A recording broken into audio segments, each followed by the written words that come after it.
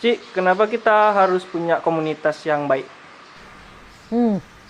Coba-coba ada yang punya korek nggak 2 biji? Ibaratnya ya, hidup kita ini kayak lighter ini. Saat hidup kita ini on fire, sedang berapi-api sama Tuhan, sedang mencintai Tuhan begitu rupa, kita ini seperti lighter ini yang dua-duanya bisa nyala.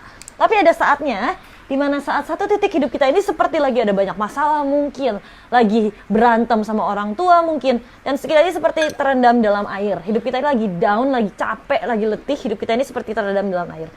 Dan apa yang terjadi saat hidup kita ini terendam di dalam air?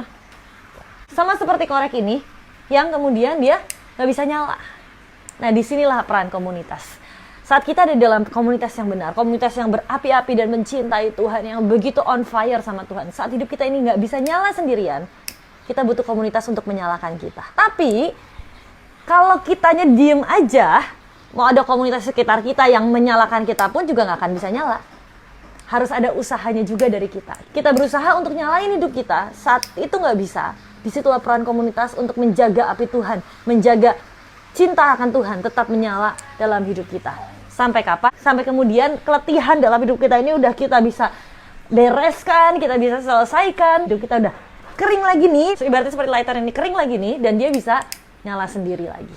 So teman-teman, itulah perannya komunitas, itulah pentingnya dan perlunya kita ada di tengah-tengah komunitas yang benar, komunitas yang sama-sama mencintai Tuhan, sama-sama on fire dengan Tuhan. Karena saat kita down, saat kita letih, di situ kita butuh saudara-saudara kita di sekeliling kita untuk support